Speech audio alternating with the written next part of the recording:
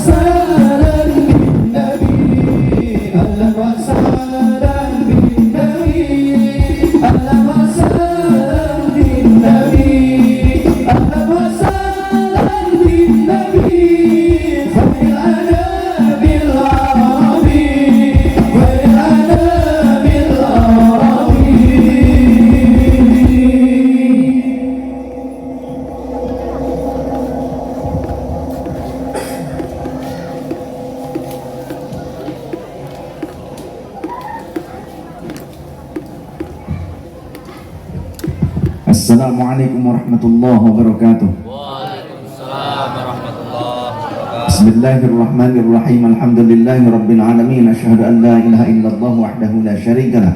Wa asyhadu anna sayyidina Muhammadan abduhu wa rasuluhu la nabiyya ba'dahu. Allahumma shalli ala sayyidina Muhammadin al-Fatih lima ughliqa wal khatim lima sabaqa nasiril haqqi bil haqqi wal hadi ila siratikal mustaqim wa ala alihi haqqa qadri wa miqdaril azim. Subhanaka la ilma lana illa ma 'allamtana innaka antal alimul hakim. Rabbana iftah bainana wa baina qaumina bil haqqi wa anta khairul fatihin. Allahumma nawwir qulubana bi nuri hidayatika kama nawwartal arda bi nuri syamsika bardan abada bi rahmatika ya arhamar rahimin. Allahumma arzuqna fahman nabiyyin wa hifdzal mursalin wa ilhamal malaikatil muqarrabin. Rabbi zidna ilman nafi'an warzuqna fahma. Allahumma faqihna fid din wa 'allimna ta'wil. Allahumma hdi qaumana wa ahlana wa dhurriyyatana wa talamidana wa muridana wa atba'ana wa ahbabana wa man da'ana bil khairat wa nasara da'watana wa ma'ishatana wa jiranana wa sultanana wa umarana wa ra'iyyatana walladhina yarawna ilayna wa yasma'una kalamana bihudaka ihdina wa hdihim ila siratikal mustaqim siratal ladzina an'amta 'alaihim minan nabiyyin was-siddiqin wasyuhada'i wal 'arifin. Rabbi shrah lana sudurana wa yassir lana umurana wahlul 'uqdatam min alsinatina yafqahu aqwalana waj'alna waziran min ahlina wa atba'ina wa sultanina wa ulaika wa nabika arhamar rahimin. Allahumma sallim alsinatana an sanqil qalami wa an khata'il fatawa ya arhamar rahimin walhamdulillahi rabbil alamin. Ayyuhas sadat was sadatil a'izza'i wal fadala yang kami muliakan segenap ahli baitin Nabi sallallahu alaihi wa alihi wasallam wa hafizahullah ta'ala yang kami muliakan segenap para muallim wal muallimah, para guru, para sepuh yang rahmat Allah Subhanahu wa taala, tokoh pemerintah, tokoh masyarakat, panitia penyelenggara, sahabat-sahabat, para pejuang Nahdlatul Ulama, Muslimat NU, YP Ansor, Banser, Faitayat, IPPNU, Ibnu Pergunu, Pagar Husna, Les Bumi, dan segenap Banom NU lainnya, DKM, masjid dan jamaahnya serta seluruh para pecinta Rasulullah sallallahu alaihi wasallam. Mudah-mudahan kita semua termasuk kelompok orang-orang yang benar dalam mencintai Allah Subhanahu wa ta'ala. Bagaimana sih kita dikatakan benar mencintai Allah Subhanahu wa ta'ala? Di dalam Al-Quran Allah berfirman, Bismillahirrahmanirrahim. Bentar dipoto dulu.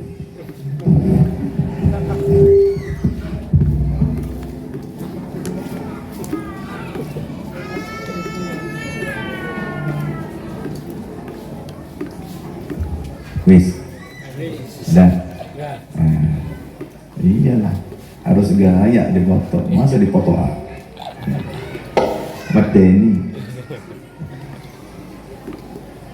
Di dalam Al-Quran Allah berfirman, A'udzu billahi minasyaitonir rajim. Bismillahirrahmanirrahim. Qul in kuntum tuhibbunallaha fattabi'uni yuhibbukumullahu wa yaghfir lakum dhunubakum. Al-ayah. Wallahu rasul a'lam bimuradi wa ma'na. Qul in kuntum. Qul, katakan oleh engkau wahai Nabi Muhammad sallallahu alaihi wa alihi wasallam, in kuntum, jika ada kalian, tuhibbunallaha, cinta kalian semua kepada Allah, fattabi'uni, maka ikutilah aku, maka ikuti ajaranku, ikuti apa yang aku sampaikan, yang aku bawa ini. Yuhibbukumullahu wa yaghfir lakum dzunubakum. Niscaya jika kalian mengikutiku, maka Allah akan mencintai kalian dan Allah akan mengampuni kalian. Tapi banyak di antara hamba-hamba Allah hanya pengakuan saja sebagai orang yang mencintainya, ngaku sebagai hamba Allah, bahkan pada saat sodakoh juga ke masjid langsung atas nama hamba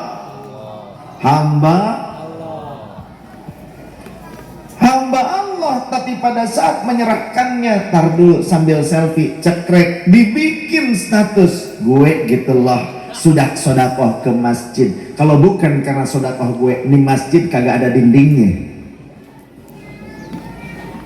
Gitu kan? Ada yang begitu kan? Apakah yang seperti ini masuk kategori benar-benar mencintai Allah? Kemudian DKM masjid tanya, ini atas nama siapa? Wih, ini ditulis saja atas nama hamba Allah. Hamba Allah, tapi kok kelakuannya kayak begitu? Ini namanya bertepuk sebelah tangan, pengakuan dari sepihak saja, belum tentu Allah ridho. Oleh karenanya kita harus berupaya bukan hanya beramal soleh, tapi beramal soleh yang Allah ridho. Ya, jangan hanya amal soleh menurut kita. Karena banyak orang mengaku beramal soleh, menganggap suatu amalan itu adalah amal soleh, amal yang baik, tapi kenyataannya hakikatnya amal yang tolih. Awas, beda dikit, solih dengan tolih. Solih bagus, kalau tolih buruk. Bahasa Arab itu kadang beda huruf satu saja, itu maknanya jomplang. Bisa kebalikannya. Ada juga bahasa Arab lafadznya salaf dengan talaf, beda satu huruf. Salaf dengan talaf. Kalau salaf itu yang terdahulu, bahasa, makna itu ada secara bahasa, etimologi, ada makna secara istilahi atau terminologi. Salaf menurut bahasa, pengertian menurut etimologi. Santri juga harus ngerti bahasa-bahasa begini. Ojo katro bae. Ya, jangan sampai katro terus. Menurut etimologi, karena katanya kan, oh ini bukan ahli filsafat, oh ini bukan ahli apa, jelek-jelek gini, alhamdulillah tahadus bin nikmah sering kali diminta pendapat oleh dekan, oleh rektor, oleh dosen. Paling atasnya lah rektor yang sudah profesor. Alhamdulillah profesornya masih mau ngaji. Contoh Profesor Universitas Al-Biruni, Profesor Universitas Islam Negeri seperti IAIN Pekalongan, Universitas Nahdlatul Ulama UNU, ya, dan beberapa universitas yang lain. Dekan di UIN Syarif Hidayatullah, itu kalau saya ngaji di daerah di Ciputat, ya, di daerah Tangerang, pokoknya dekat dengan UIN Syarif Hidayatullah, itu dosen-dosen dekan itu pada ngaji, ya, dan mereka ada yang menjadi dekan di fakultas apa tuh? Di fakultas ilmu kalam, ilmu mantik, kalau bahasa orang-orang pesantren, kalau bahasa orang-orang kuliahan filsafat, mantik, filsafat. Jadi kalau orang nganggap orang pesantrenan nggak ngerti filsafat, salah. Karena justru di pesantren itu diajarkan ilmu filsafat, namanya istilahnya ilmu mantik. Kalau kita belajar agama hanya sebatas tekstual, maka pasti banyak salahnya.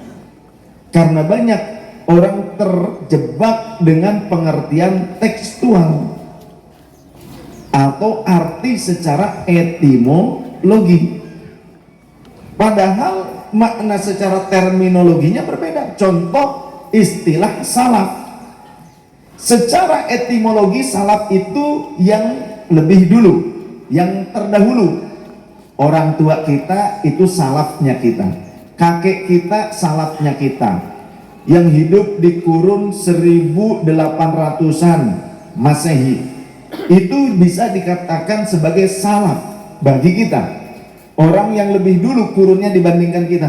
Tapi pengertian secara terminologi, nah ini belajar pinter lah ngaji itu, ya, belajar pinter. Supaya apa? Supaya tidak keblinger. Belajar pinter supaya juga bener tujuannya, tapi ya, jangan cuma pinter tapi malah keblinger. Pinter ngomong doang banyak. Karena kata Rasulullah di akhir zaman, qalilul ulama kathirul khutbah. Ulama semakin sedikit tapi orang yang menjadi orator, ya, pandai untuk berbicara, pandai untuk berorasi, bahkan memprovokasi, setidaknya pandai untuk khutbah, pandai untuk ceramah umum, itu banyak. Semakin banyak bahkan orang yang tidak bisa ceramah pun tapi banyak berbicara dan pandai kadang berbicaranya, termasuk di media sosial, padahal dia itu tidak paham apa-apa, justru malah cenderung menyalahkan yang paham berbagai macam apa-apa itu. Orang yang hanya pandai bicara bahkan di tengah-tengah masyarakat, ngaji kalam nggak bisa, ilmu balaghah nggak bisa, ilmu mantek nggak ngerti, jangankan itu nahwu sorof nggak paham, tapi berani menyalahkan orang yang paham ilmu nahwu sorof, bayan ma'ani, mantek, balaghah, arud, ilmu usul fikihnya, ilmu nasikh mansukhnya, ilmu mustalahatul hadits, ilmu nasikh dan mansuh, dia paham. Ada orang yang nyalahkan, bahkan seolah-olah dia lebih pintar, lebih pandai dibandingkan orang yang alim. Itu banyak, ya. Nah, kita ngaji, kemudian secara terminologi, pemahaman atau arti secara istilahi. Salaf itu adalah orang-orang yang hidup di kurun 3 abad pertama Hijriah. Dari mana dasarnya? Rasulullah mengatakan khairul quruni qarni, sebaik-baik kurun adalah orang yang hidup di masaku hidup. Tsummal ladzina yalunahum, kemudian generasi berikutnya. Tsummal ladzina yalunahum, kemudian generasi berikutnya. Ulama ahli tarikh mendefinisikan setiap kurun itu dengan 1 abad. Maka berarti salaf menurut istilahi, pengertian secara terminologi adalah para sahabat, para tabi'in dan atba'ut tabi'in, atau orang-orang yang hidup di kurun Rasulullah dan juga iman kepada Rasul, ittiba, ikut dengan apa yang diajarkan Rasul sampai generasi ke tahun 300 Hijriah, sampai 300 Hijriah pertama. Setelah 300 Hijriah namanya kurun kholaf. Kurun apa? Kholaf. Oleh karenanya jangan sampai kita terjebak oleh istilah salaf, yang dulu para ulama NU seringkali menggunakan istilah salaf sebagai metode pengajaran. Pesantren NU seperti di Babakan, Ciwaringin, Buntat Pesantren, di Lirboyo, di Jombang, itu menggunakan istilah salafiyah, ya, Al-Ma'hadul Islam As-Salafiyah, pondok pesantren, lembaga pendidikan Islam salaf, yang metodenya adalah menggunakan kitab-kitab karya ulama salaf, karya ulama terdahulu, dan menggunakan manhaj, cara berpikir para ulama 3 abad yang pertama. Di antaranya adalah mujtahid mutlak. Siapa? Imam Hanafi, Imam Abu Hanifah, Imam Malik, Imam Syafi'i, Imam Ahmad bin Hanbal, juga Imam Bukhari, Imam Muslim. Itu masuk kategori salaf. Namun sekarang banyak orang yang menggunakan istilah salaf justru membalik substansi dari kata tersebut, tujuan dari penggunaan kata tersebut. Malah amalan dan ijtihad serta fatwa dan ajaran yang diajarkan oleh ulama salaf malah disalah-salahkan, malah cenderung menggunakan fatwa dari ulama-ulama akhir zaman, ulama-ulama mutaakhirin, ulama-ulama kekinian. Mereka menganggapnya sebagai manhajus salaf, ya, sebagai cara berpikir, manhaj yang menjadi jalan pemikiran para ulama salaf, padahal kholaf. Awas jangan terjebak. Mereka justru merubah apa yang menjadi konsensusnya para ulama salaf, dirubah dengan fatwa bahwa apa yang dijadikan amalan oleh mereka sebagai kesyirikan, sebagai kebid'ahan, kesalahan. Lantas mereka berfatwa di tengah-tengah masyarakat, padahal mereka tidak paham. Yang seperti ini namanya ruwaibidah. Apa? Ruwaibidah. Apa itu ruwaibidah? Kata Rasul begini dalam suatu hadis, ya'ti 'alan nasi zamanun, atau dalam riwayat yang lain, ya'ti 'alan nasi sinuna khadda'atun, akan datang kepada manusia tahun-tahun penuh tipu daya. Maksudnya apa?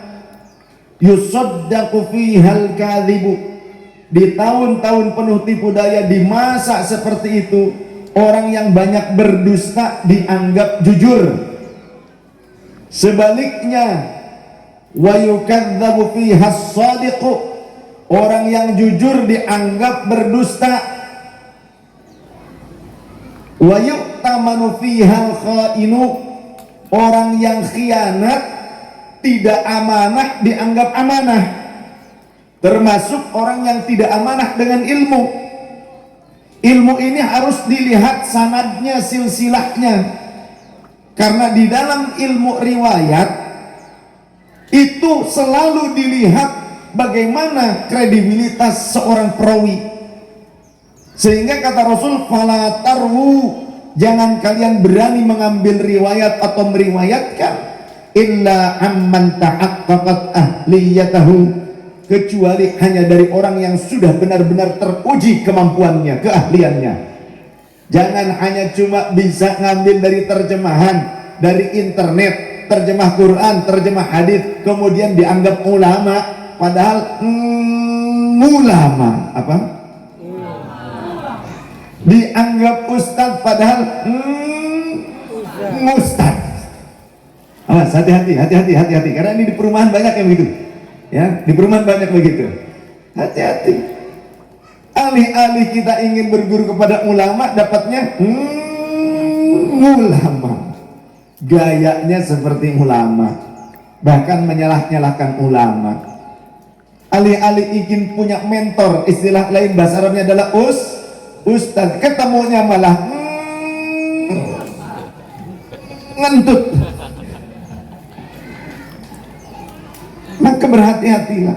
Illa amman tahaqqaqat ahliyatahu. Apa kriteria ahliyatahu ini? Minal udulith thiqatil muttaqina. Dia memiliki sifat muadalah. Muadalah itu apa? Objektif. Apa? Objektif. Jadi kita nggak bisa berguru asal lihat imamahnya seperti saya pakai imamah, kemudian sudah langsung diyakinkan ulama. Belum tentu.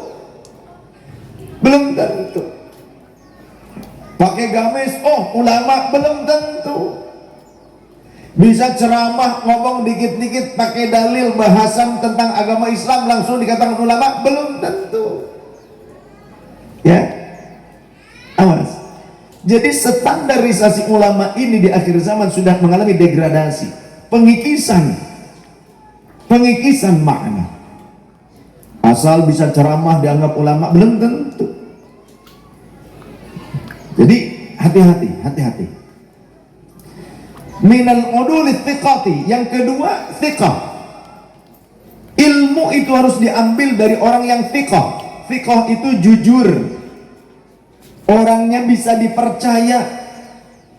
Jangan kita mengambil ilmu agama dari orang yang tidak jujur, dari orang yang justru mengelabui apa yang sebenarnya harusnya disampaikan, malah ia tutup-tutupi. Yang sunnah dianggap bid'ah, yang sunnah dianggap syirik, yang benar bertauhid dianggap kafir. Mana contoh yang mengucapkan la ilaha illallah? Kata Rasulullah saja, bahkan di dalam surah Muhammad dalam Al-Quran, fa'lam annahu la ilaha illallah wastaghfir li dzambika walil mu'minina. Di dalam hadis Rasul, man qala la ilaha illallah dakhalal jannah. Orang yang mengucapkan la ilaha illallah karena iman tulus, dalam seumur hidupnya pernah mengucapkan la ilaha illallah, tulus iman kepada Allah, iman kepada Rasulullah SAW, walaupun dia banyak dosa, suatu ketika dia akan masuk ke dalam surga selama di akhir hayatnya tidak merubah ketauhidannya.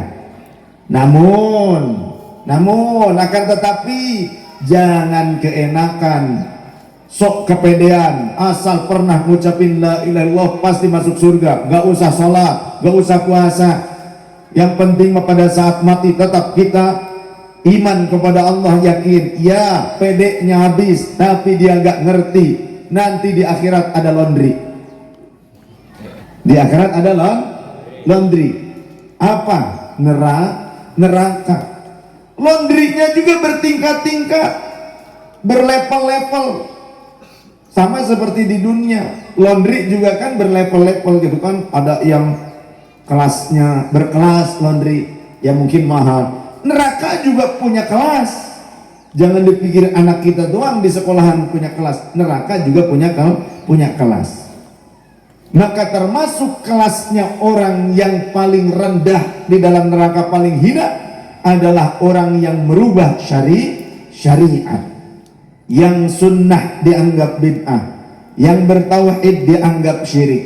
Mana bertauhid dianggap syirik? Buktinya orang yang senang tahlilan memperbanyak kalimat la ilaha illallah, itu namanya tahlilan. Kalau memperbanyak kalimat takbir Allahu Akbar namanya takbiran. Kalau memperbanyak sholawat istilahnya sholawatan. Memperbanyak zikir istilahnya zikiran. Tapi ada orang zaman sekarang, tadi semua baik apa salah? Benar apa salah? Baik apa buruk? Tapi ada orang zaman sekarang menganggap memperbanyak kalimat tahlil itu buruk, memperbanyak sholawat itu buruk, memperbanyak zikir itu bid'ah, karena menurut mereka harus dengan porsinya yang tepat. Menurut mereka, ya kalau mengucapkan la ilaha illallah itu baik, itu bagus, ya. Tapi kalau memperbanyak kalimat la ilaha illallah pakai istilah tahlilan itu bid'ah, nggak ada dari sononya. Zikir itu bagus, tapi kalau diperbanyak dengan istilah zikiran itu bid'ah. Sholawat itu sunnah, tapi kalau terlalu banyak 1000, 10.000, 100.000 itu namanya sholawatan, itu bid'ah. Kenapa mereka membid'ahkan semua itu? Jika alasan menurut mereka karena pakai akhiran an, tahlil pakai an jadi tahlilan, memperbanyak kalimat tahlil. Sholawat sunnah, tapi kalau diperbanyak jadinya sholawatan, jadi bid'ah. Zikir itu sunnah, tapi kalau diperbanyak jadi zikiran, itu jadi bid'ah. Apa karena ada akhiran an lantas kemudian amalan itu semua dijadikan bid'ah? Lantas bagaimana dengan sholat Jumat? Kalau tiap Jumat laki-laki sholat Jumat istilahnya Jumatan, apa mau dibid'ahkan juga? Apa sih?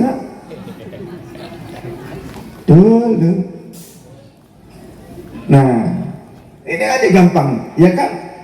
Dari segi bahasa, dari segi pengertian etimologi, pengertian terminologi, ke situ aja dulu, gak usah macem-macem.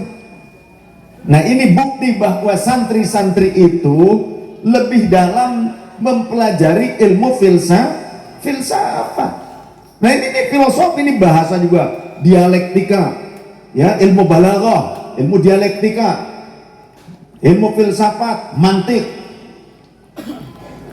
Jadi mana mungkin santri gak ngerti tentang filsafat? Lawang santri tiap waktu, kalau nyantrinya benar, kalau ngaji, gitu kan ya, sulam munawwarah apa? Kalau ngaji, kalau nggak ngaji ya nggak paham, ya. Usul fikih nggak dikaji ya nggak paham, asbah wan nadhair kagak paham. Jadi ngajinya harus benar, jangan labelnya ngaji tapi ternyata tidak mengkaji dari kitab-kitab para ulama salafus saleh yang akhirnya fadallu wa adallu. Sudah nggak perlu ulama lagi, langsung saja kembali kepada Al-Quran dan Sunnah. Kiai kita Muhammad, lah kapan ketemu Nabi Muhammad? Kan ada yang begitu kan? Dan awas, hati-hati, sekarang banyak di antara mereka yang berkamuflase. Orang-orang Wahabi berkamuflase sekarang, membangun lembaga pendidikan dengan menggunakan nama ulama-ulama kita. Seperti di Jember, Syafiq Basalamah bikin sekolah Islam Imam Asy-Syafi'i, STDI atau apa lupa lagi. Kemudian dulu saya awal ke Karawang, depan rumah saya bikin ma'had. Deretan depan rumah saya ada ma'had. Jadi mereka sudah lebih dulu sebelum saya. Namanya Ma'had Imam An-Nawawi. Di Brebes juga mereka bikin Ma'had Asy-Syafi'iyah. Dan banyak. Di Surabaya bikin Ma'had Imam Ibnu Hajar. Itu semua ulama-ulama Syafi'iyah jelas, apalagi menggunakan kata Imam Syafi'i. Bahkan mereka orang Wahhabi juga menggunakan kata Imam Syafi'i untuk apa? Percetakan, penerbitan buku-buku. Isinya siapa? Isinya adalah kelompok mereka yang membuatnya. Ajarannya juga ajaran mereka. Jadi itu istilahnya taqiyah. Apa? Taqiyah. Apa itu taqiyah? Taqiyah itu berbunglon, berkamuflase, pura-pura. Maka berhati-hati jika ada di lingkungan kita lembaga-lembaga pendidikan yang menggunakan nama-nama ulama Ahlus Sunnah wal Jamaah tapi isinya Wahabiyah, hati-hati. Maka ini harus dihentikan. Pemerintah setempat jangan diam saja, harus dihentikan, karena ini berarti penipuan. Yang dikaji bukan kitab-kitab ulama Syafi'iyah, bahkan cenderung menyalah-nyalahkan ulama Syafi'iyah. Ya, mereka sering menggunakan kata salaf, padahal talaf. Kalau sikap orang-orangnya seperti ini, maka mereka tidak pantas menyandang gelar salaf, yang ada pantasnya gelar talaf. Talaf bukan salaf, dan bukan salafus soleh, tapi talafut toleh. Apa? Talaf itu apa? Talaf itu perusak, tolih itu buruk, kebalikan daripada soleh. Talafut tolih, jadi perusak yang buruk. Maka penting kita punya guru yang benar-benar mengajarkan syariat dengan benar, sehingga kita akan dikatakan sebagai orang yang benar-benar menjadi pecintanya Allah, bukan hanya ungkapan semata, tapi mencintai Allah harus fattabi'uni, kata Rasulullah, ikutilah aku. Mengikuti Rasulullah sebagaimana dalam Al-Quran, wa ma atakumur rasulu fakhudhuhu wa ma nahakum anhu fantahu. Apa yang dibawa oleh Rasul, ambil, terima. Dan apa yang dilarang oleh Rasul, jauhi oleh kita. Apa yang dibawa oleh Rasul? Di antaranya ajaran, karena ini kan nanti ada Habibana Umar Mutahar juga ya. Jadi dipercepat sampai beliau datang itu, kira-kira kita semua sudah dapat ilmu lah. Mudah-mudahan yang kuat Ahlus Sunnah wal Jamaahnya ya. Jangan sampai lepas. Setidaknya apa yang ada di lingkungan perumahan ini bisa di-counter, ini bisa terjawab, ini bisa kita hadapi orang-orang yang selalu menyalah-nyalahkan. Di antaranya contoh seperti ini saja nih, Ben Kepret. Apa bu? Ben Kepret, Hadrah, Buf, Rebana.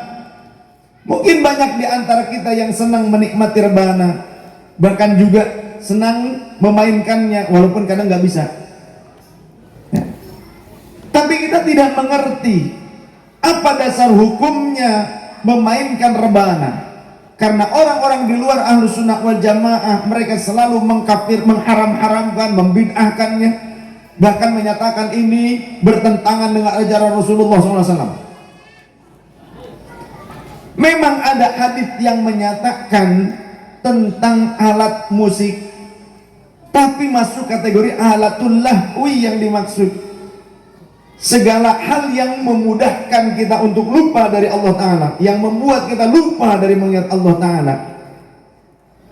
Di dalam bahasa hadisnya ma'azif. Apa? Ma'azif.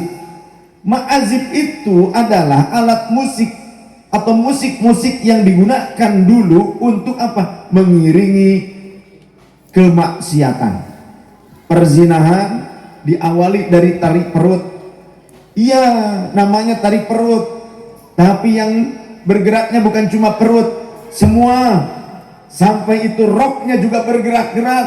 Saking bergeraknya tersingkap paha yang mulusnya. Mungkin begitu ya. Dari situ kemudian tertarik syahwat laki-laki yang menyaksikannya. Lanjutlah pada berikutnya. Step berikutnya apa? Selanjutnya terserah Anda. Aks. maksiat. Jadi ma'azif tidak bisa disamakan secara umum seluruhnya secara mutlak. Alat musik ini dikatakan sebagai segala sesuatu yang melalaikan dari Allah. Tidak bisa dikatakan secara mutlak demikian. Jadi ma'azif adalah musik-musik yang digunakan untuk mengiringi kemaksiatan, yang membuat kita lalai lupa diri dari Allah Ta'ala. Ya walaupun hadroh, tapi wayahnya sholat tetap hadrohan, sampai gak sholat ya sama saja. Ya, berarti itu melalaikan. Lantas hadroh ada gak di zaman Rasulnya? Ada. Di dalam kitab Fathul Bari Syarah Sahihul Bukhari diriwayatkan annal habasyata yal'abuna fi masjidin Nabi sallallahu alaihi wasallam. Sesungguhnya para sahabat Habasyi, sahabat Ansor yang berkulit hitam, orang yang tinggal di Madinah tapi etnisnya keturunan Ethiopia, mereka melakukan permainan di dalam masjid Nabi dengan cara apa? Yadribuna bid-duffi, menabuh-nabuh rebana. Wa yansyuduna, di antara mereka juga mereka ada yang bernasyid. Bernasyid itu mengiringi tabuhan rebana dengan syair. Bernasyid itu bersyair. Bahkan di antara riwayat-riwayat yang terdapat dalam Fathul Bari ada kalimat juga watazfanu aitar qusu. Di antara mereka juga ada yang melakukan tarian-tarian ringan biddaroqi wal hirab, dengan menggunakan tombak pendek dan juga perisai. Mereka membuat satu lingkaran, membuat satu formasi, kemudian melakukan tarian apa? Tarian perang. Melakukan tarian perang. Di mana? Fi masjidin Nabi, di dalam masjid Nabi. Bahkan di dalam masjid Nabi. Lalu kemudian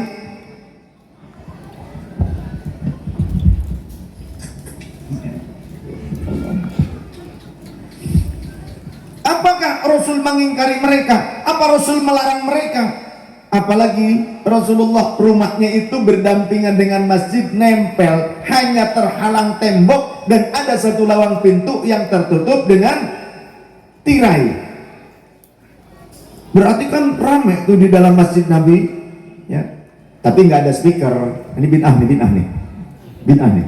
Mikrofon, speaker bid'ah nih. Kalau nggak mau pakai bid'ah hasanah, pada saat azan itu harusnya naik ke menara, naik ke atap masjid. Apalagi musim hujan kayak gini sambil geledek modal. Saking nggak mau pakai bid'ah hasanah. Ya ini nggak ada zaman Rasulullah. Sahabat bilang nggak pakai mikrofon, nggak pakai speaker pengeras suara. Ya itu kan urusan dunia. Ya kan azannya kan urusan ibadah. Kata mereka yang tidak boleh menggunakan bid'ah kan urusan ibadah. Lah azan ibadah apa bukan? Lah ibadah. Ya sekarang ibadah menggunakan mikrofon. Kemudian pada saat sholat, imam menggunakan mikrofon, menggunakan pengeras suara. Pada saat khotib khutbah menggunakan mikrofon, menggunakan pengeras suara. Itu urusan ibadah semua, itu urusannya. Ya, menggunakan hal yang tidak ada di zaman Rasulullah. Bid'ah itu kullu ma lam yu'had fi ahdin Nabi sallallahu alaihi wasallam. Segala perkara yang tidak pernah terrealisasikan dalam ajaran atau amalan Rasulullah SAW ketika masih hidup. Tidak terrealisasi, diajarkan oleh Rasul ataupun diamalkan oleh Rasul, atau bahkan Rasul beristiqrar. Rasul menegaskan kebolehan atau mendiamkan yang beliau lihat dari sahabat, perbuatan yang tidak pernah beliau anjurkan, tidak pernah beliau lakukan, tapi dilakukan oleh sahabat, dibuat oleh sahabat. Rasul menyaksikannya atau mengetahuinya dan Rasul tidak melarangnya. Itu masuk kategori sunnah takririyah. Sunnah yang disetujui itu masuk kategori sunnah. Perkara yang bid'ah dilakukan oleh sahabat tapi kemudian disetujui oleh Rasul, didiamkan oleh Rasulullah, tidak dikritisi oleh Rasulullah, maka itu menjadi sunnah jika dilakukan oleh sahabat dan diketahui oleh Rasulullah. Dan ada amalan yang lain yang tidak dilakukan oleh Rasul, kemudian tidak diketahui oleh Rasul, tapi dilakukan oleh sahabat, bahkan sahabat-sahabat yang mulia, seperti sahabat Abdullah bin Abbas radhiyallahu anhuma. Beliau ketika tasyahud mengucapkan asyhadu an la ilaha illallah, kata beliau, zidtu, aku menambahinya dengan lafaz apa? Wahdahu la syarikalah, wa anna Muhammadan abduhu wa rasuluh. Sahabat Abdullah bin Abbas radhiyallahu anhuma, beliau menambahi kata wahdahu la syarikalah atas kalimat asyhadu an la ilaha illallah.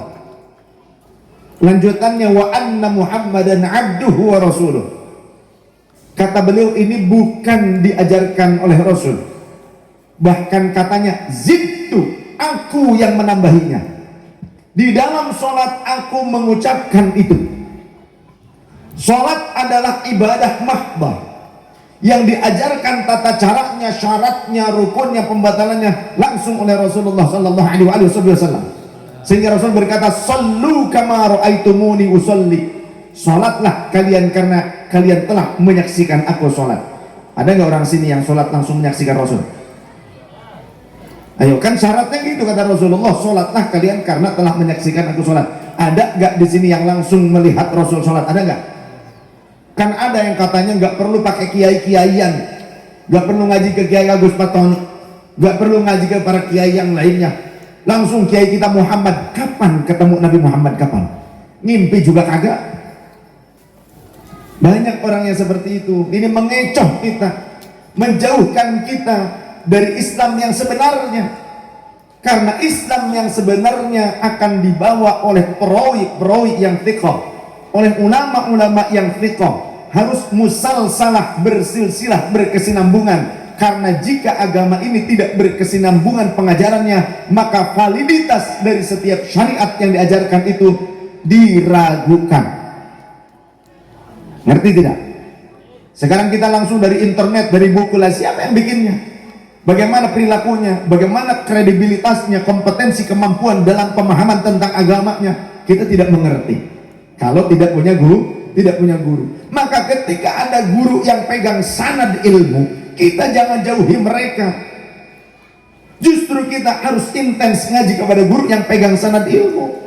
Jangan hanya kepada orang yang cuma bicara saja, padahal dia bodoh. Makanya di dalam hadits yang awal tadi, ya belum selesai, saya syarahkan dulu, kita tarik lagi, sambungkan lagi. Hadits tentang kata Rasul akan datang kepada manusia tahun-tahun penuh tipu daya. Yang jujur dianggap bohong, yang banyak bohong dianggap jujur. Kemudian juga orang yang khianat dianggap amanah, ya. Wa yu'tamanu fihal khainu wa yukhawwanu fihal aminu. Sedangkan orang yang amanah dianggap khianat. Orang yang benar menyampaikan ilmunya, punya sanad ilmunya dianggap khianat. Termasuk dalam kehidupan bersosial, orang yang benar amanah, diberikan jabatan kemudian dia amanah, dianggap menipu. Kemudian orang-orang di sekitar kita yang diberikan amanah dianggap tidak amanah. Wa yaquluna ar-ruwaybidatu, dan di tahun-tahun di masa-masa itu ruwaybidah banyak berbicara. Ake omonge nyocot bae. Apa? Nyocot bae. Siapa yang nyocot bae? Ruwaybidah.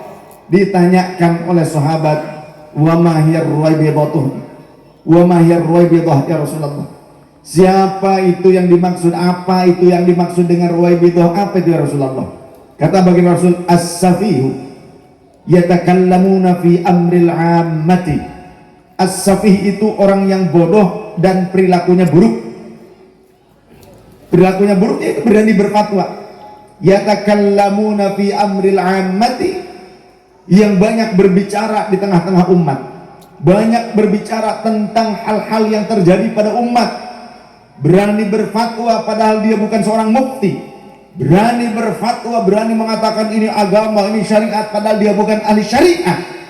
Itu namanya ruwaybidah. Dan ruwaybidah cenderung menyalahkan orang yang alim. Apa?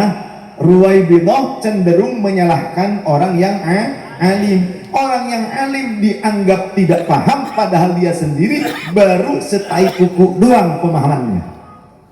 Maka hati-hati. Ya. Jadi banyak di tengah-tengah masyarakat ini ruwaybidah. Apa ruwaybidah? Bahasa kita luar biasa. Ruwaybidah. orang yang bodoh dan buruk perangainya, yang banyak berbicara di tengah-tengah umat tentang fatwa. Dia berani berfatwa. Ya. Kita tarik mundur lagi tadi ke bab yang di akhir. Jadi kalau kita ngambil guru yang punya sisi muadalah, objektif, sehingga menempatkan sebuah hukum pun tidak subjektif. Tidak karena gini, kadang kan orang tuh jadi subjektif karena sesuatu. Contoh, kita punya proposal, bikin proposal, minta dicairkan supaya pemerintah ataupun supaya orang kaya, pengusaha, pejabat memberikan uang bantuan kepada kita. Kita bikin proposal. Ketika sudah bikin proposal kemudian cair, pada saat pejabat tersebut melakukan keburukan, lantas kemudian ditanya, Kiai, ini gimana nih kalau saya bagaimana ini?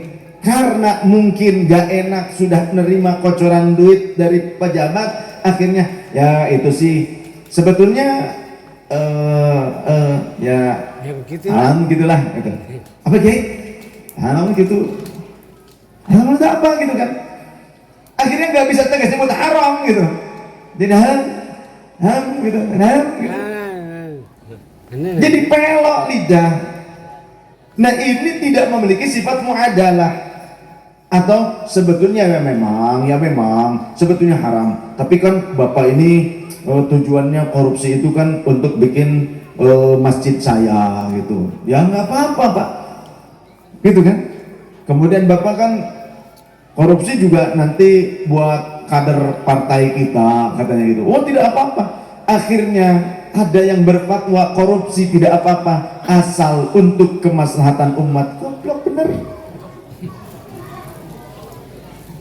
Umatnya siapa ya? Umatnya dia di rumah, istrinya, suaminya, anak-anaknya, mertuanya, orang tuanya, kerabatnya, tim suksesnya. Itu umatnya dia. Ya. Bukan untuk umat, kemaslahatan umat yang benar, tapi yang ada untuk umatnya dia saja. Kira-kira yang nyoblos dibagusin jalannya, nggak nyoblos dibiarin aja. Akhirnya jalan bagus, bagus lagi. Ya itu yang separuh, kenapa? Karena bukan pemilih dia, katanya di situ dia kalah.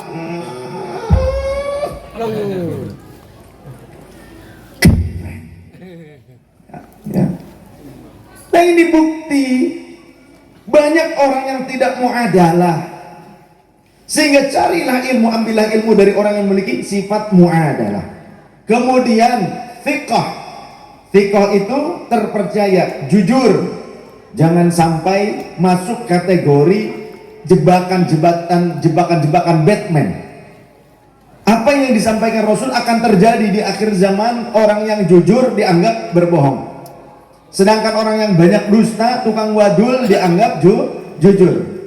Orang yang khianat dianggap amanah. Orang yang amanah dianggap khianat.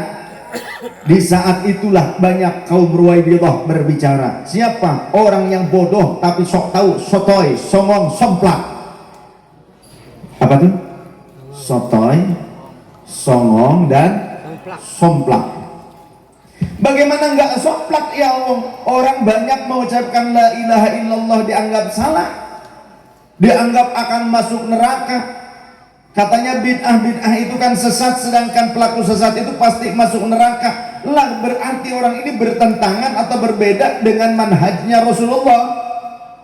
Bagaimana mungkin dia bisa mengklaim bahwa dia itu orang yang bertauhid, orang yang benar-benar mencintai Allah, orang-orang yang benar-benar menghamba kepada Allah, tapi buktinya tidak fattabi'uni, gitu kan? Tidak masuk kategori orang yang ittiba kepada Rasul. Karena Rasul mengatakan, siapa yang mengatakan la ilaha illallah ikhlas khalisan min qalbi wa nafsi, maka akan masuk surga, dakhalal jannah. Walaupun banyak maksiatnya, tapi nanti di laundry dulu, ya. Awas itu, nah neraka tuh ada neraka LG, neraka Electrolux itu beda-beda. Ya, neraka syaf gitu. Jadi beda-beda gitu, parameternya juga beda-beda. Tapi itu ada orang yang kok bisa mengatakan kepada orang yang mengucapkan la ilaha illallah, bahkan diperbanyak, dia katakan sesat dan akan menjadi penghuni neraka. Nah, orang ini dikatakan ittiba tidak kepada Rasulullah. Lah tidak ittiba. Mana mungkin orang yang mengatakan tahlilan itu perkara sesat, dosa, haram, kemudian dia dikatakan sebagai orang yang ittiba dengan mengatakan tuduhan tadi. Orang yang ittiba kepada Rasul ya sahabat, tabi'in, atba'ut tabi'in, kurun salaf. Kemudian sholawat, apalagi dengan menggunakan iringan rebana. Wah, ada ini alat yang diharamkan. Tadi saya sudah jelaskan, alat musik atau musik yang digunakan untuk mengiringi kemaksiatan di dalam kata atau istilah hadis Rasul apa tadi namanya? Ma'azif. Makanya kalau ngaji catat, ya, catat kalau ngaji itu. Jadi ma'azif yang dimaksud di hadis tersebut berbeda dengan rebana yang digunakan untuk mengiringi sholawat. Karena buktinya di zaman Rasul sendiri sudah ada yang melakukan itu, bahkan fi masjidin Nabi, di dalam masjid Nabi, ketika rumah Rasul persis berdampingan, bahkan hanya terhalang oleh tembok dan terhalang satu pintu dengan tirai saja, Rasul kemudian menyingkap tirai dan masuk ke dalam masjid. Di antara masjid dan rumahnya Rasul berdiri. Rasul kemudian menyaksikan itu, seraya bertanya kepada istrinya. Sebelum bertanya kepada istrinya, Rasul bertanya kepada sahabat, karena di antara mereka wayang syuduna bi kalamihim, mereka bernasyid dengan bahasa-bahasa daerah mereka, bahasa atau dialek-dialek Ethiopia, menggunakan bahasa-bahasa Afrika. Rasul tidak paham. Rasul tanya kepada sahabat, apa yang mereka ungkapkan, apa yang mereka ucapkan. Maka sahabat menjawab, di antara kalimat yang mereka ucapkan adalah Muhammadun abdun solihun, Muhammadun abdun solihun. Muhammad adalah hamba yang baik, Muhammad adalah hamba yang soleh, tapi menggunakan bahasa Ethiopia. Nah, kalau di kita ini bukannya nganggo bahasa Sunda, nganggo bahasa Jawa gitu. Apa nggak boleh? Boleh nggak? Bersyair, bernasyid menggunakan bahasa Jawa boleh nggak? Kita coba. Salatullah salamullah ala Rasulillah. Salatullah salamullah ala yasin habibillah. Salatullah salamullah ala Rasulillah. Salatullah salamullah ala yasin habibillah, ala yasin habibillah. Dapat dikira Jawa, murid Sunan Kalijaga, wis masyhur ing Nusantara, dadi wali dadi raja, dadi wali dadi raja.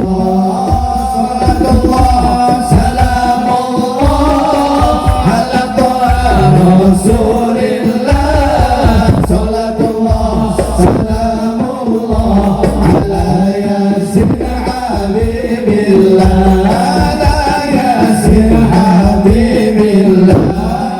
Abdi makin toro, lanjut mesti angkat raja, di sini nyebarke agama Islam, agama mulia, agama Islam, agama mulia. Salatullah salamullah ala Rasulillah. Salatullah salamullah ala yasin habibillah, ala yasin habibillah.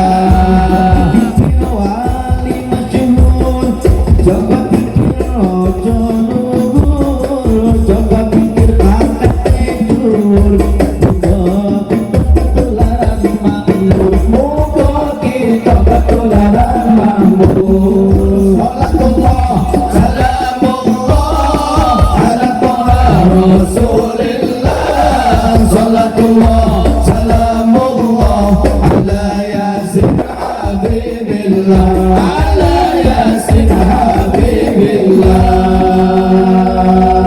Nabi Muhammad. Salli alaihi. Kan enak tuh gitu, tapi kalau masih lambat temponya kurang enak ya. Kalau pas dikepir gaskeun lur, nah baru masuk baik kok, itu enak tuh. Jadi di zaman Rasul saja ada, tidak harus pakai bahasa Arab. Nah itu bahkan di dalam masjid Nabi. Jadi kalau ada anak-anak kita sebelum memasuki waktu sholat tiba, sebelum adzan tiba, anak-anak sholawatan pakai bahasa Jawa, bahasa Sunda, pakai bahasa Minang, ya kan? Pakai bahasa Madura, boleh-boleh saja. Bagusnya memang sebelum adzan. Jadi kira-kira menjelang adzan sambil memberikan aba-aba kepada umat supaya siap-siap ngumpul di masjid. Nanti kalau sudah adzan, bagusnya masing-masing memperbanyak sholat sunnah dan doa. Karena doa di antara adzan dan iqamah kata Rasul adalah doa yang la yuraddu, tidak akan ditolak. Doa yang mustajabah di antaranya doa yang dipanjatkan di antara adzan dan iqamah.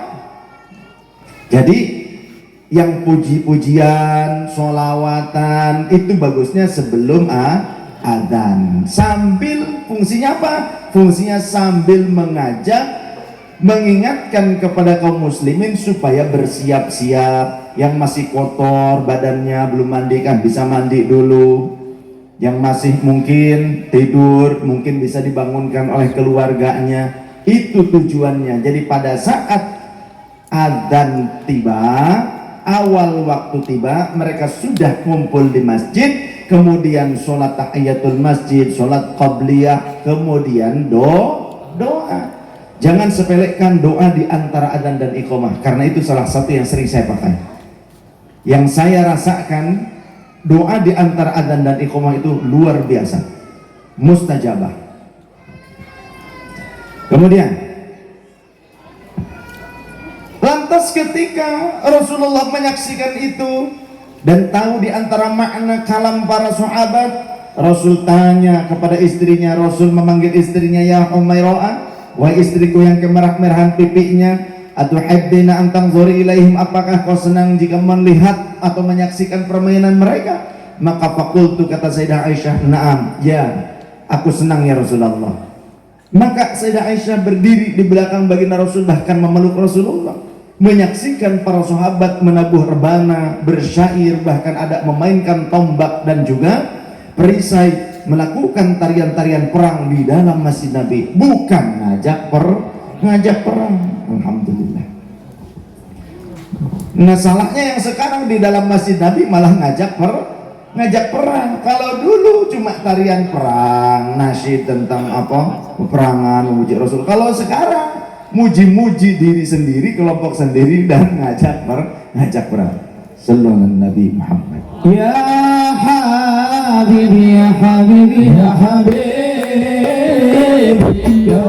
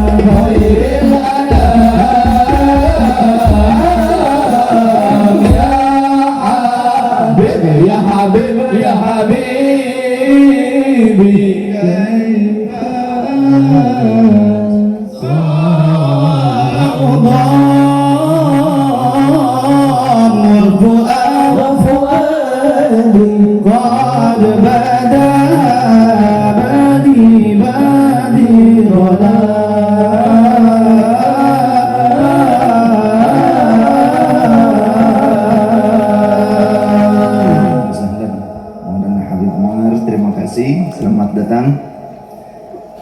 Kita patut bersyukur kepada Allah, di tengah-tengah kita Allah hadirkan itrahnya, bukan hanya sebatas ahlul bait Rasul, tapi lebih spesifik lagi itrah dari Rasulullah sallallahu alaihi wasallam. Karena zaman sekarang, awas hati-hati, banyak orang yang justru mengaku paling Qur'ani, paling sunnati, mengaku paling mengikuti Allah dan Rasulnya, tapi mereka menafikan, menyatakan tidak ada keturunan Rasul sallallahu alaihi wasallam di saat ini. Seperti beliau. Jadi ada orang-orang zaman sekarang mengatakan tidak ada lagi keturunan Muhammad, kata bahasanya begitu. Sudah nggak sopan lagi. Karena apa? Muhammad tidak punya anak laki-laki yang melanjutkan keturunan. Muhammad hanya punya keturunan dari anak perempuan, maka itu terputus, kata mereka. Tapi mereka berjargon, selalu jargonnya mengaku paling Qur'ani dan sunnati. Apakah ia keturunan Rasul itu tidak ada? Apakah ia saat ini sudah terputus, tidak ada sama sekali total keturunan Rasul? Apa iya? Karena hanya dianggap dari Sayyidah Fatimah radhiyallahu anha itu tidaklah dinisbatkan kepada Rasul. Ternyata tuduhan mereka salah. Memang putra-putra Rasulullah wafat di saat kecil, tidak memiliki keturunan karena belum berumah tangga, karena masih kecil ternyata wafat. Tapi Allah telah menetapkan bahwa Allah telah menitipkan nurnya, genetiknya Rasulullah sallallahu alaihi wasallam melalui Sayyidina Ali karramallahu wajhahu dan Sayyidah Fatimah radhiyallahu anha. Ketika umumnya anak dari kaum wanita itu dinisbatkan nasabnya kepada ayah si wanita tersebut, berbeda dengan putra-putranya Sayyidah Fatimah radhiyallahu anha. Di dalam kitab Ihya'ul Mayyit fi Fadail Ali Baitin Nabi sallallahu alaihi wasallam karya Al-Imam Al-Hafidz Jalaluddin As-Suyuti radhiyallahu anhu hafizahullah taala, ada dinukil beberapa riwayat hadis dari baginda Rasul, ada 60 hadis. Di antaranya saja kata beliau, kullu bani untha yantamuna ila asbatihim ma khala walada Fatimata fa ana abuhum wa ana waliyuhum wa ana asbatuhum. Setiap anak dari kaum wanita maka nasabnya dinisbatkan kepada ayahnya, kecuali anak-anak Fatimah, maka akulah bapak-bapak mereka, aku nasab mereka, aku warisnya mereka, aku walinya mereka. Ini menjadi ketetapan di dalam syariah, sehingga Allah pun menyatakan qul la as'alukum alaihi ajran illal mawaddata fil qurba. Bahkan ayat ini turun sebelum hadis Rasul tadi disampaikan. Sebagai bentuk apa? Jawaban, terlebih jawaban ketika Rasulullah diejek oleh orang-orang kafir Quraisy. Katanya Muhammad abtar, Muhammad abtar, Muhammad raburet buntut. Muhammad gak punya buntut, gak punya keturunan laki-laki. Wah, putus turunannya. Rasulullah sedih pada saat itu. Allah mengutus malak Jibril untuk membesarkan hati Rasulullah, menenangkan beliau, ya Rasulullah, bukan engkau yang abtar, tapi mereka itu, orang-orang munafik itulah yang abtar. Lantas bagaimana, kenapa kok Allah mewafatkan anak-anakku yang laki-laki ketika masih kecil, wahai Jibril? Karena Allah punya ketetapan, engkau sebagai penutup para nabi dan rasul, engkau penutup kenabian dan kerasulan. Andaikan anak-anakmu masih hidup hingga dewasa, niscaya mereka pun bisa menjadi penerus kenabian dan kerasulan. Tapi Allah berkehendak hanya engkaulah yang menjadi nabi dan rasul terakhir, anakmu tidak menjadi nabi dan rasul. Tapi bagaimana Jibril dengan keturunanku? Kan anak laki-lakiku meninggal. Allah telah menetapkan anak keturunanmu lahir dari rahimnya Fatimah putrimu. Ini ketetapan di dalam syariat yang dikhususkan untuk putra-putra Sayyidah Fatimah radhiyallahu anha. Yang berikutnya laki-laki, Saudara Hasan wal Husain radhiyallahu anhuma punya anak laki-laki, nenek punya anak laki-laki, terus sampai pada Maulana Al-Habib Umar. Seperti itu kronologinya. Oleh karenanya jangan asal ikut-ikutan, jangan sampai kita mengikuti orang-orang yang menyatakan tidak ada lagi dzurriyyah Rasul, keturunan Rasul, ahlul bait Nabi, atau bahkan itrahnya di saat kini. Semoga Allah senantiasa menetapkan kita berada pada akidah ahlus sunnah wal jamaah an-nahdiyah, jangan sampai ikut menjadi ahlul fitnah wal bid'ah wal gagabah. Amin. Setuju? Siap? Tetap jadi wong NU siap? Tetap ahlus sunnah wal jamaah siap? Tapi awas, hati-hati jangan sampai ngaku ahlus sunnah wal jamaah tapi wahabiyah. Karena orang wahabi juga ngakunya ahlus sunnah wal jamaah, termasuk yang tadi saya sebutkan, orang wahabi sudah membuat lembaga pendidikan Islam mencatut nama para ulama kita, termasuk Imam Syafi'i, Imam An-Nawawi, Imam Ibnu Hajar, Imam Jalaluddin As-Suyuti. Bahkan mereka membuat percetakan maktabah Imam Syafi'i padahal Wahabi. Jadi jangan sampai kita tidak tahu itu sama sekali, kita dibodohi, dibohongi. Kita harus pandai, kita harus ngaji terus dan ngaji terus ngaji terus ngaji. Walaupun kita senantiasa menyatakan tolabud duit faridatun ala kulli muslimin, bahkan ketika masih kurang, apalagi di akhir tahun seperti ini, fa amma overtime sunnatun muakkadatun liman istata'a ilaihi sabila. Sekarang begitu muncul di kafe jokos nipuan karo joko Korea. Ya Allah, ya. Kita juga harus tetap menjaga tolabul ilmi faridatun. Itu yang paling utama. Karena tanpa ilmu bagaimana mungkin kita bisa mengerti halal haram? Tanpa ilmu bagaimana bisa mengerti jalan-jalan kemaslahatan, jalan-jalan keburukan? Tanpa ilmu bagaimana kita mengerti mana yang baik, mana yang buruk? Tanpa ilmu bagaimana mungkin kita mengerti akidah ahlus sunnah wal jamaah? Betul tidak? Dan ilmu itu juga tadi harus dicari dari orang yang memegang sanad ilmu dan ahli mengamalkannya.